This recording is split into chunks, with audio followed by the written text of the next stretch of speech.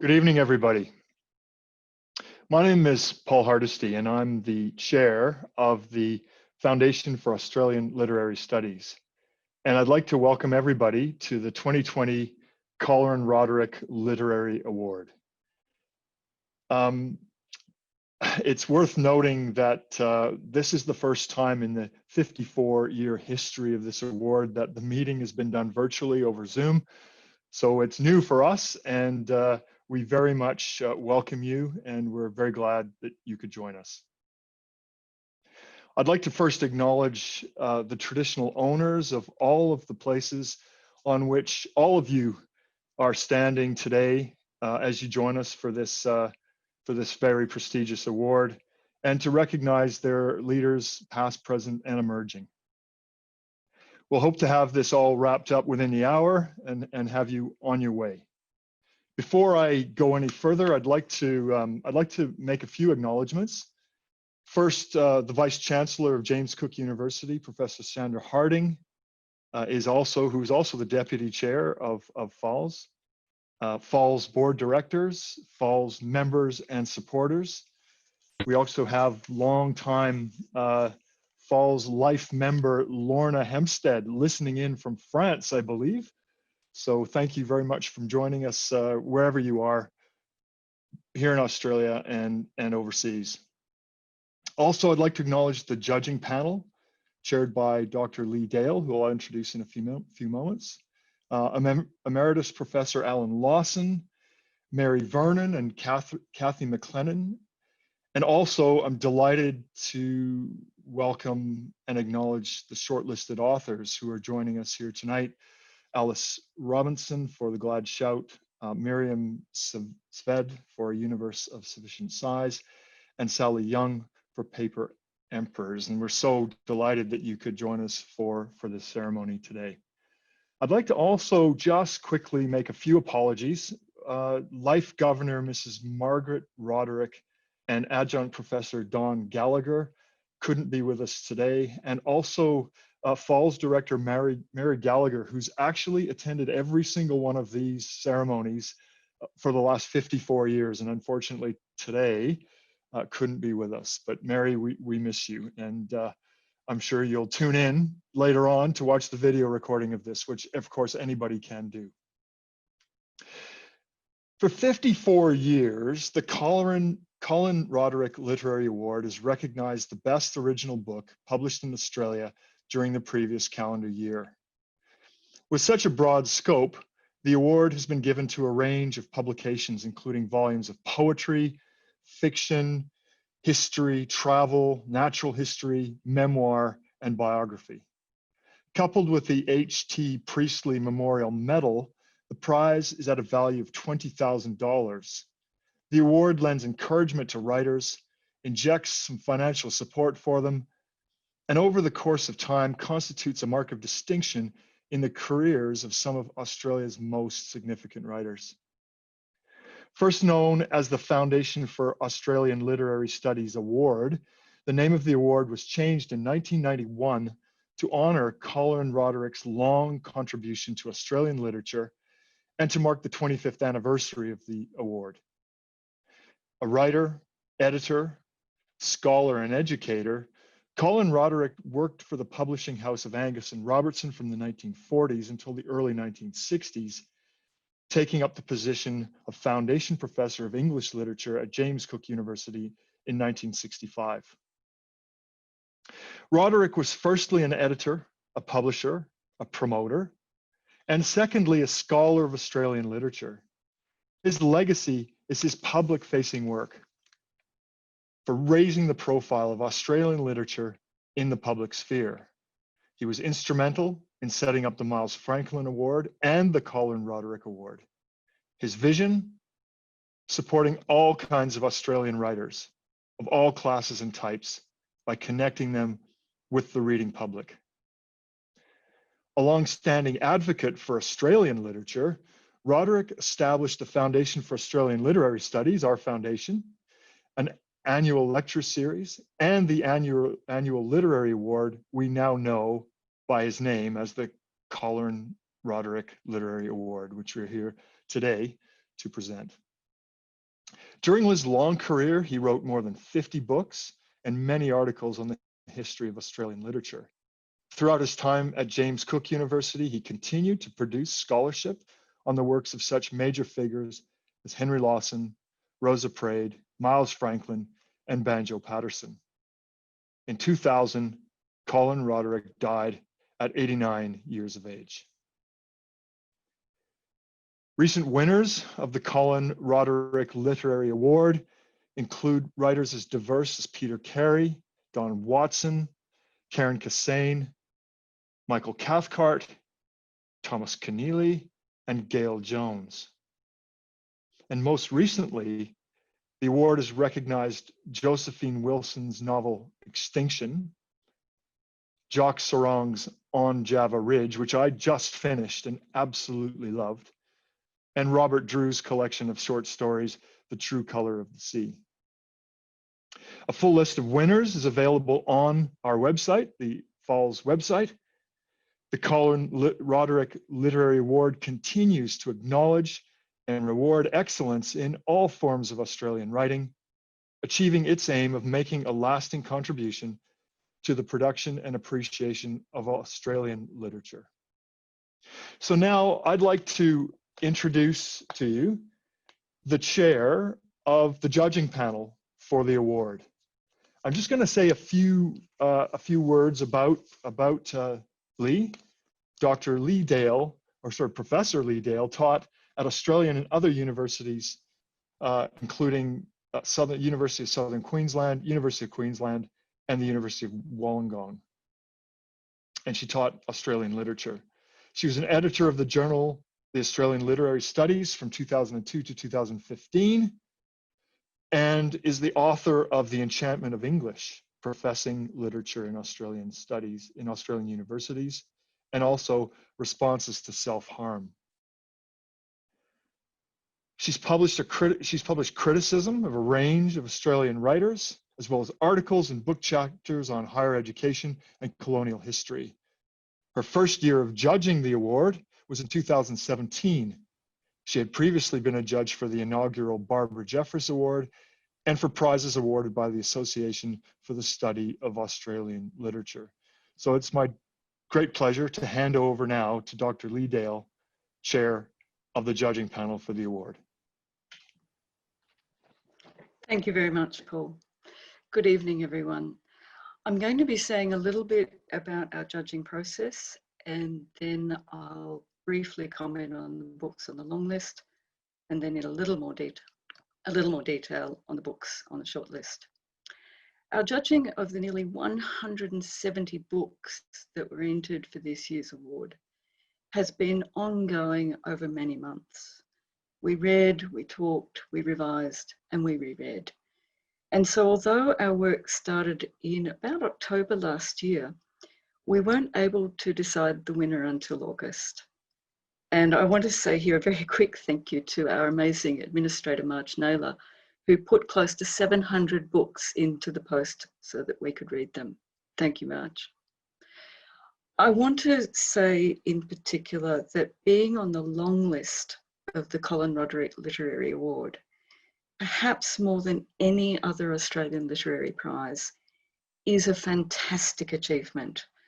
And that's because of the size of our field and because of the range of the entries that Paul has already mentioned. You'll get another sense of this range as I go through the long list and short list. So first of all, the long list. Judith Brett's From Secret Ballot to Democracy Sausage is a lot more than a history of elections and voting in Australia. Every fan of Anthony Green, and who isn't a fan of Anthony Green, should read it. There are some brilliantly ambitious books on the long list.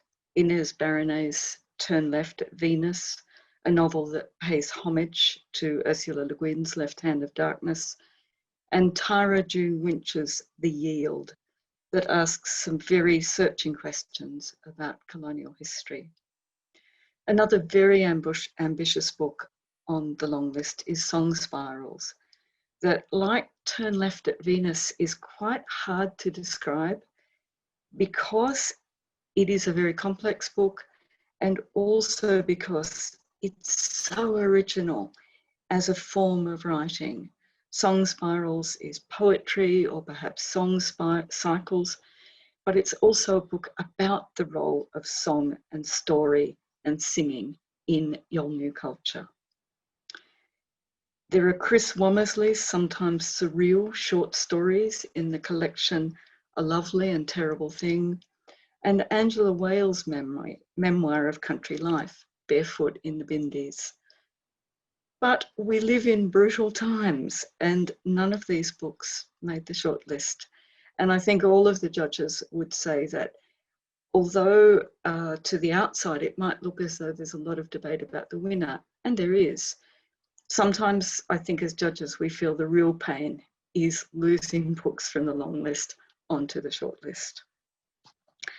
I now want to go through the shortlisted books in alphabetical order by author's last name, and I'm going to be very careful and try not to give away any clues about the winner. So, first book, Gary Disher, Peace, is anything but. Do not judge the book by the title. It's a very understated book, even though it's a crime novel, maybe a thriller, of the kind that some people now are calling rural noir. Country cop, small town, more crime that seems reasonable, although it is set in South Australia, so perhaps that explains it. I'll let you into a little secret. When I first read Peace, I wasn't quite persuaded. But as we debated the shortlist and I reread it, I was totally hooked. I had that incredibly enthusiastic reaction that Paul said he had to the recent winner, Jock Sarong's On Java Ridge. An even more ripping read, one that carries you along so quickly you almost feel out of breath, is Catherine Jinks' novel Shepherd. It's set in convict-era Tasmania, and in essence, it focuses on a chase, a very, very fast-paced and often brutal chase. In fact, it won the best horror book in Australia in 2019. Both of these writers, Jinks and Disher, are renowned for their popular fiction. And as you'll hear us say several times tonight, one of the very distinctive things about the Colin Roderick Literary Award is its openness to a range of styles and forms. There are also more consciously literary works on the shortlist, the first of which is Alice Robinson's The Glad Shout. It's also, you could, if you wanted to, call it a thriller, maybe, maybe not. What's notable about this book, apart from its many intrinsic merits as a novel, is that although it was published in 2019, its portrait of crisis has a strange resonance in times of COVID-19. It's set in Melbourne, and as crowds of displaced, frightened people mill around the Melbourne cricket ground, the MCG, Robinson's portrait of a city and a family engulfed by disaster seems especially evocative. We always have a good range of poetry collections submitted for the Roderick, and the judges agreed that the best of these for 2019 was Omar Sakhar's The Lost Arabs. You might have also seen Sakhar's name. He had an interesting recent essay on living in the lockdown. The most notable element or aspect of Sakhar's poetry, I think, is the way he uses the line, the arrangement of words on the page, to really provide quite startling new ways of thinking about the everyday. He can shock, he can challenge, make us see the world a little differently.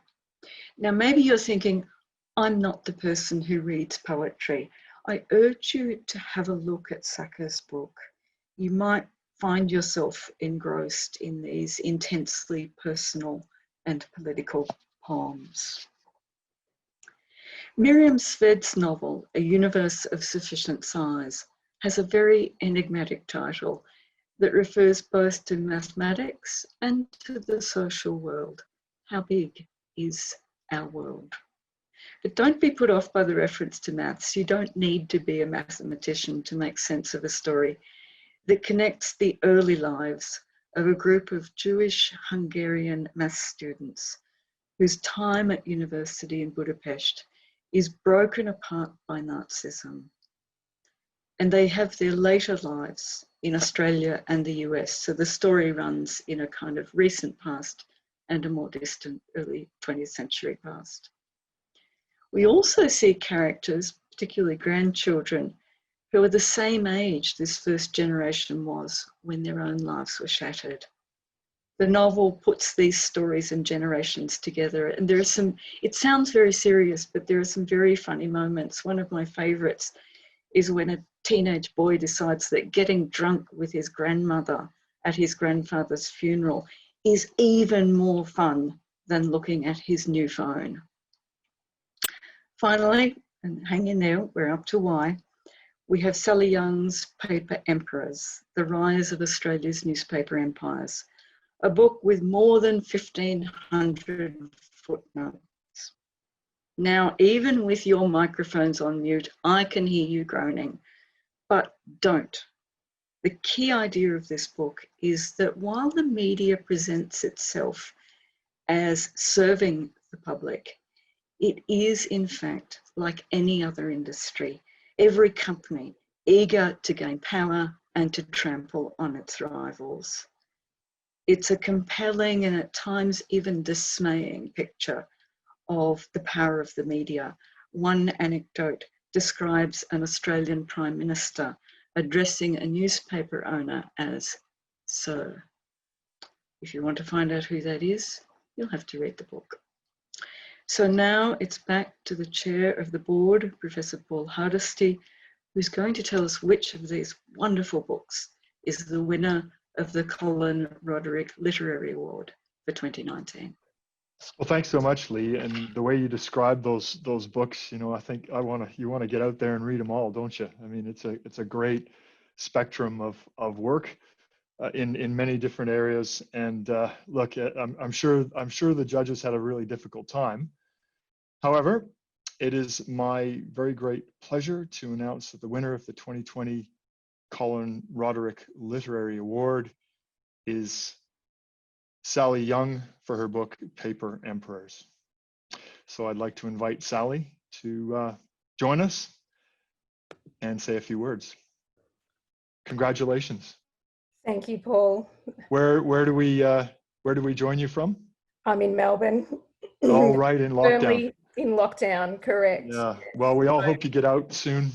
Thank you. And I am very sorry that I couldn't be there with you, as you can imagine. It would be nice to be anywhere else at the moment. But well, we would have loved to have all gotten together and had a dinner and stuff like that. But over to you.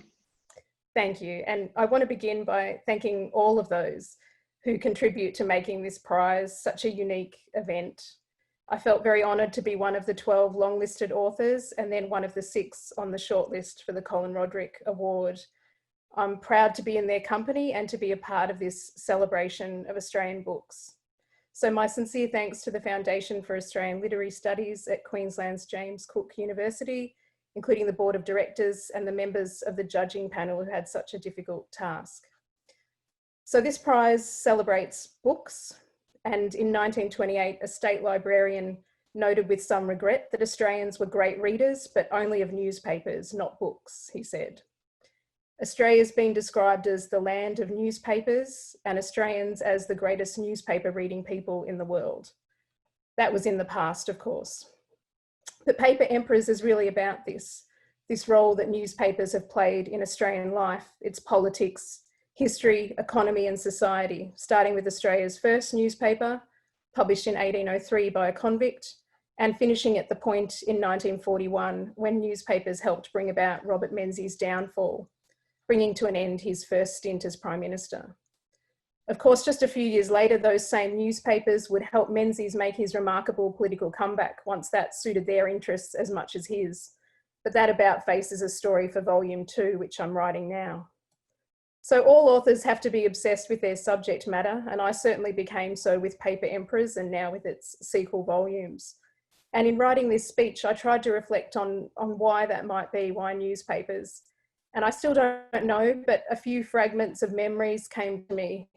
One was that satisfying thump of the newspaper on a Saturday morning when I was growing up, when newspapers were thick and full of life. Another fragment was a school excursion to the Herald and Weekly Times building at Flinders Street in Melbourne.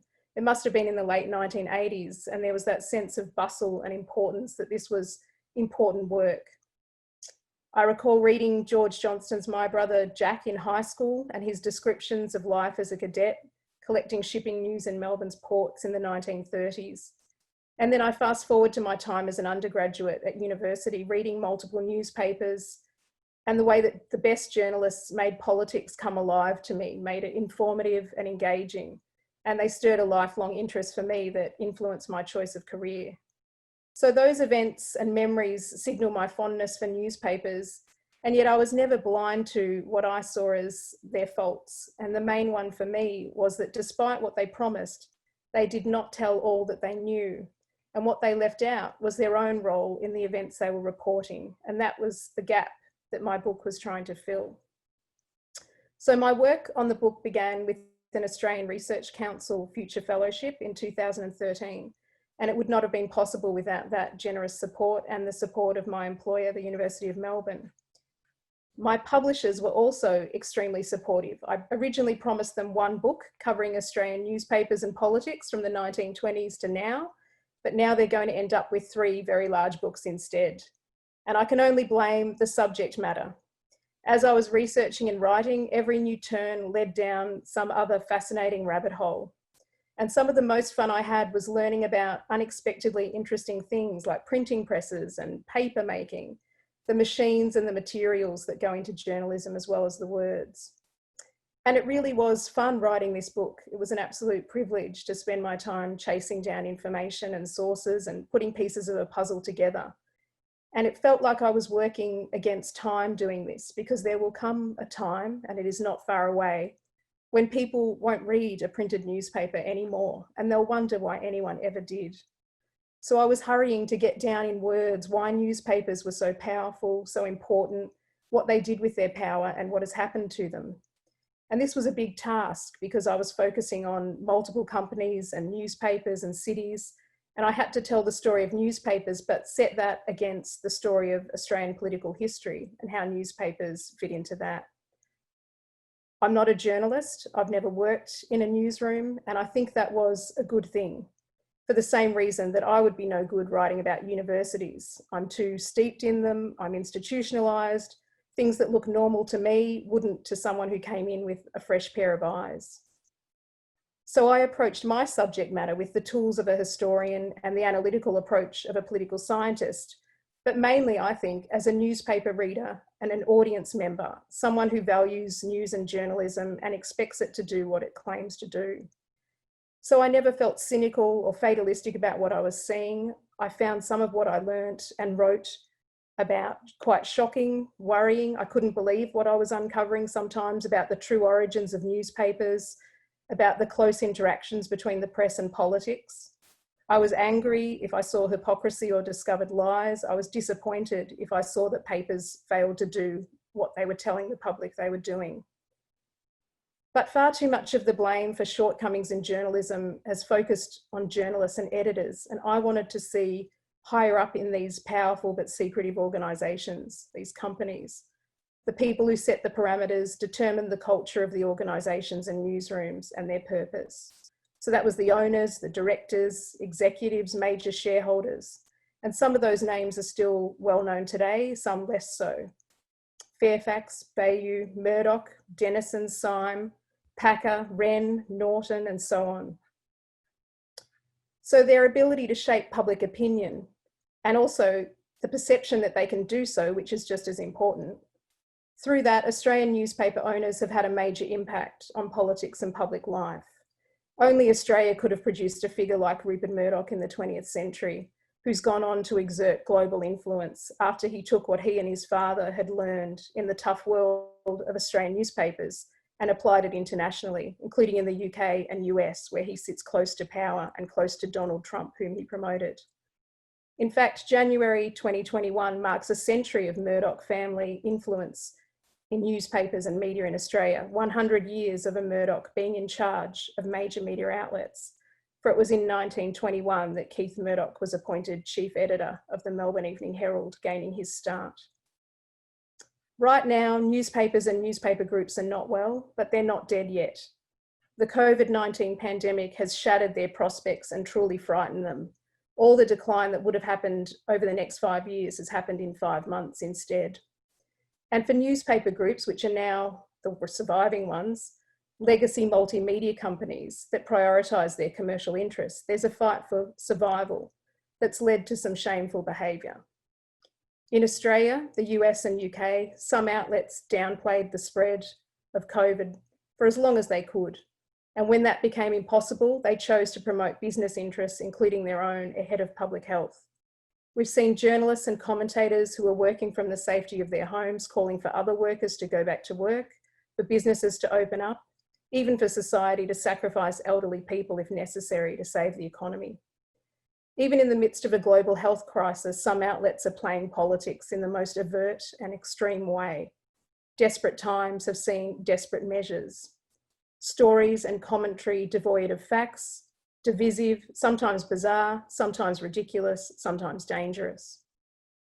The repercussions of this behaviour will be felt for a very long time, and one of the largest players in this global debate over pandemic responses is News Corporation, which traces its origins back to Australian newspapers dating from 1840 and 1923. So there's a long history here. It feels like, though, that we're witnessing the last gasp of an industrial dinosaur, trying to throw its political weight around while it still can before it's fully overtaken by new players such as Facebook, Google, and Netflix. But also there are glimmers of hope here because there are still audiences for news. There's still a demand for making sense of the world around us, a desire for facts and for progress. I argue in Paper Emperors that the goals of responsible public interest journalism were never allowed to be fully expressed under some owners and ownership models. I hope those values will be able to be better expressed in the future, and I believe that some organisations are already doing that and encouraging others. The generosity of this award allows me to donate some of the funds to the Walkley Foundation, which provides grants for public interest journalism, including for overlooked stories in regional Australia. The Conversation, an independent source of news and views based on evidence and research, and The Guardian, which is online, independent, free to users, funded by its readers and by a trust that values financial and editorial independence and puts profits back into journalism. So I'll close by thanking the people who've accompanied and supported me during the research and writing of Paper Emperors. I can't individually name all of the people I want to thank, but thank you to my publisher and all the staff at New South Publishing, my colleagues at the University of Melbourne, my immense gratitude to the National Library of Australia especially for its brilliant Trove digital archive and the State Library of New South Wales, my interviewees and research assistants who helped me find material and check facts, and finally, a big thank you to my family. I can't say they shared my obsession. My daughters have never read a newspaper from cover to cover, and they probably never will, but they saw how much writing this book meant to me. My mum and my parents-in-law provided much needed childcare. My partner, Jason, took on a huge share of the workload at home and patiently listened to me go on and on about newspaper history. My daughters, Abby and Megan, were understanding whenever I shut the door to write, and I only hope that one day they have the chance to follow their passions as I've been able to with this book. Lastly, my thanks to all of you who've tuned in to watch this and who support books that focus on Australian life. Thank you. Thank you, Sally. Got goosebumps. That was a fantastic window into what drove you, what your inspiration was, and all of the people that, I think as we all know, have to support somebody in doing such an amazing thing and producing something of real value. So congratulations again. I'd now like to call upon Associate Professor Victoria Kutunen, who's the Executive Director of the Federation for Australian Literary Studies, who will present you in a sort of virtual Brady Bunch kind of way with the H.T. Priestley Medal. Victoria? Thanks, Paul. Congratulations, Sally. And thank you very much to our judges, especially the chair of the judging committee, Dr. Lee Dale, who's with us tonight. Thank you to Marge, too, who's posted this medal on top of all of those books that Lee mentioned earlier. One of the great privileges of serving as the executive director of the Foundation for Australian Literary Studies, based in Townsville, is the brilliant opportunity of getting the opportunity to support brilliant, emerging, and established Australian writers nationwide. And in normal circumstances, getting the opportunity to meet with them as well in person. I know from meeting those writers and speaking with them how welcome the financial support that this award provides to Australian writers actually is. But I also know that all financial resource ultimately disappears. And so can the confidence of some of the most prominent and celebrated of our Australian writers, as I've heard from speaking with them over the years too. So one of the wonderful things about the Colin Roderick Award is that the financial prize, whilst it's significant, also comes with a more permanent memorial in the form of the H.T. Priestley Medal. H.T. Priestley, or Tom Priestley, was the Deputy Chancellor of the University and the founding chairman of the foundation. He was apparently the foundation's most zealous devotee. And to mark his influential service, the H.T. Priestley Memorial Medal was struck in two classes: the silver medal, which is presented every year to the winner of the annual literary award, and the gold for occasional presentation to persons who have made an outstanding contribution to the field of Australian literary culture. The first recipient of the H.T. Priestley Medal was Townsville-born Clem Christensen, the founder of the leading Australian literary quarterly, Meanjin. And so it's my great pleasure to be able to present virtually this wonderful memorial of H.T. Priestley. We hope that it will remind you, Sally, as the financial resource ultimately disappears, of our great confidence in you, and thanks for the work that you have put in to this wonderful book that, as a scholar of print culture, I am personally very much looking forward to reading. Thank you, Victoria. And the medal, thank you. Australia Post managed to get it here on time and get through the lockdown. So I very much appreciate, thank you, Marge, for making sure this gets to me. And it's a lovely reminder of the award, and one that I'll treasure. So thank you very much. Well, congratulations, Sally. Thank you, Victoria. We've now got some time, if that's okay with you, Sally. We've got some questions coming in from the participants today. So what I'll do is, as they come in, I'll just read them out and pass it over to you to answer in any way you feel fit. So here we go. What's the first one? Okay, question. Starts with a quote, so I believe it might be from the book. Maybe you can nod and tell me if that's the case. Newspapers have found it very difficult to tell the truth about themselves. Yep, okay. In recent times, the general public is seeing more and more about how news is made in the form of televised press briefings. We get to hear all the questions from all the journalists, which often results in the general public questioning the bias of specific publications, which in turn has drawn ire from journalists in some camps. Is this modern day evidence of newspapers still finding it difficult now to tell the truth about themselves?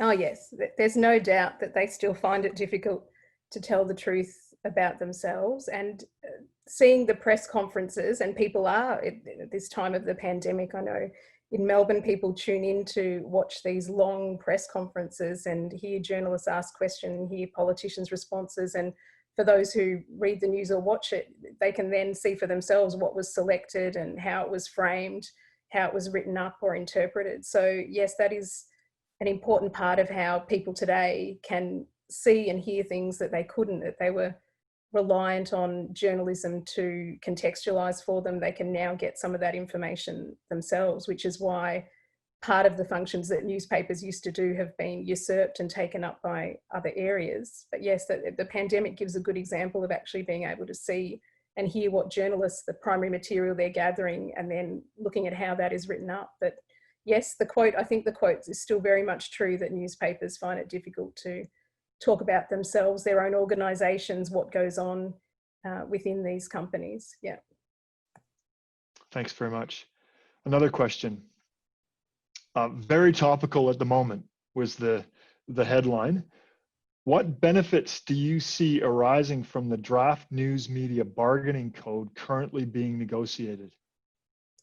Yes, so this is relating to the plans to have digital giants, because these are the new emperors of the media world, the digital giants such as Google and Facebook, making them pay for using news content, which has been a very big push in Australia by the traditional sort of legacy media companies, including the old newspaper groups. So they want to be paid for content that's used in search engines like Google, for example.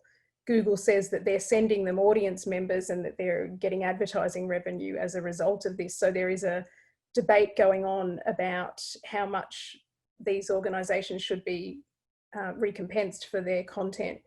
And I feel both ways about this debate, because looking back at the history of newspapers, as I do in the book, they have always argued very strongly for the free market and free enterprise. This has been their major push for many, many years since they began. And yet now, when the free market is not working so well for them, and it's working well for other digital giants who've discovered a way to make it work in this era and in a digital environment, now they want a share of the revenue that someone else is collecting. And I very much value journalism, and it needs to be funded properly, but at the same time, it's a little galling for me to hear about them complaining about a monopoly from someone else when they spent many decades doing exactly that, trying to build up a monopoly.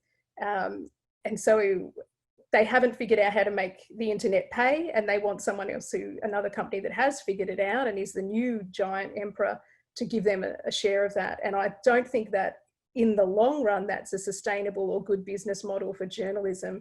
I think they'll need to find their own way, as they've advocated for every other free market enterprise to do. But it's a difficult issue, because we see some types of journalism disappearing that don't pay well, and we want that supported. And we're lucky in Australia, we have a public broadcaster, the ABC, where that should be highly valued in this era. Sorry, classic market failure. Another question, actually, this one is for Victoria. Sally, sorry about that. But Victoria, quickly, how does the Roderick Award differ from other literary awards in Australia? Oh, that's a great question. Thank you. And I think answers to that have been intimated throughout the evening by the chair of the judging committee, Lee Dale, and also in your opening words, Paul. It's probably one of the most open awards in that the only criteria for this award is that the topic of the book is on something Australian, broadly conceived. And of course, we've awarded that to writers who've set novels overseas. So it doesn't necessarily mean something set in Australia.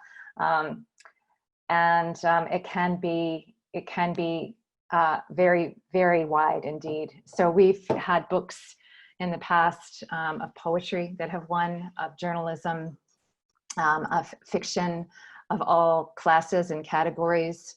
I think it's probably the most difficult literary award to judge in Australia, frankly. And it is capacious and completely wide. The other thing I think that is wonderful about this award is, has been celebrated tonight in some of the words that have been said about Colin Roderick himself. And that is that the spirit of Colin Roderick as a former publisher before he became an academic is to never forget the readers and how important readers are for Australian books and for Australian publishing. And I think that this award is very much in the spirit of trying to promote books that might not have had the widest readership to find a wider readership, if possible, and books of all kinds. Whereas the Miles Franklin Award, for example, that was also spoken about, tends to be awarded to books of high literature, serious Australian fiction, sometimes nonfiction. This is an award that goes to books of all classes and recognizes that Australian writing is found in many forms, and Australian reading is too. Thanks, Victoria. And look, the next question leads really nicely into it. It's actually for Lee. As a judge, what do you look for in an award-winning book? Well, that's a tough one. I'm tempted to just say, oh, we just look at the cover, but there's a bit more to it than that. I don't know that I look for a particular thing. I wait for the book to tell me what it's good at, I guess is how I'd answer that, because what Victoria has just said about the capaciousness, we get children's picture books, we get self-help handbooks, we get beautifully illustrated art catalogues. If you go in just looking for one thing, you'd very quickly find yourself just looking for one category. And so I think we, as judges, and this is both challenging and fun, we try to stay open and ask ourselves, is this good? Is this book good at doing what it sets out to do? That's a very elegant answer. Thank you. Sally, a couple more for you have come in. Media Watch. Everyone loves it until they're on it. Is this form of journalism a policing force for the industry, do you think?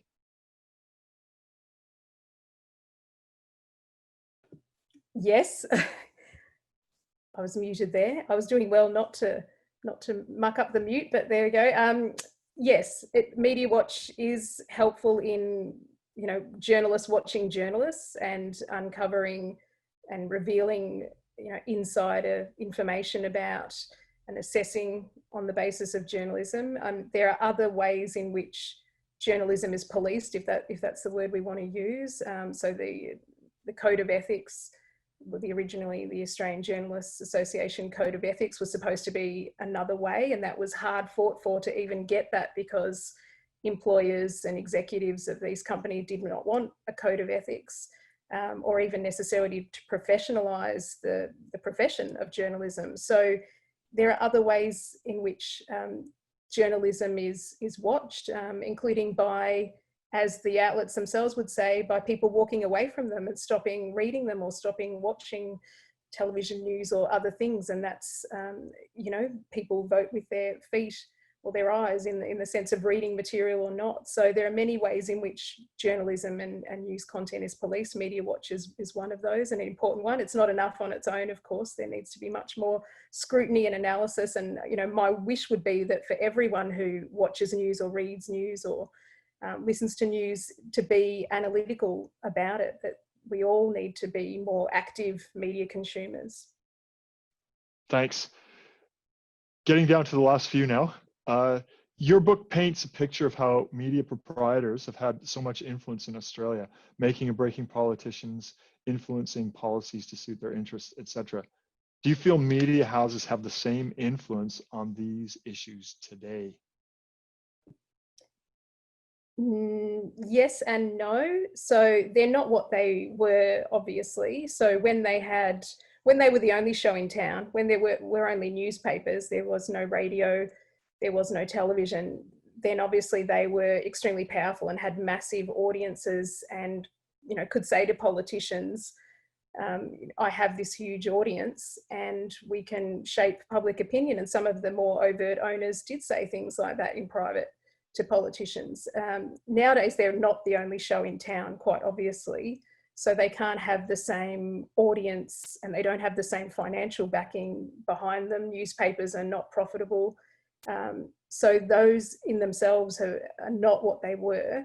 And yet we have this psychological hangover where politicians who are usually of a certain age and still do read newspapers or, watch the sort of legacy news media, think they're very important and still worry about what they think. And that's only natural. They have to get elected. They have to appear before the public. They're going to worry what a newspaper that's read by 1 million people is saying about them. So there's still this hangover. I remember that when I was doing interviews for the book, a Labor politician said to me that they didn't think they'd have to worry about the influence of Rupert Murdoch's organisation in 2 more elections. But 2 more elections have gone by since I did that interview, and I'd say that there's still concern about what goes on the front pages of newspapers, which are the only newspapers in that capital city, which is in many cities in Australia, there is only 1 newspaper. So yes, they're not as powerful as they were, but they're not dead yet, either in a political sense and a psychological political sense. Thanks, Ellie.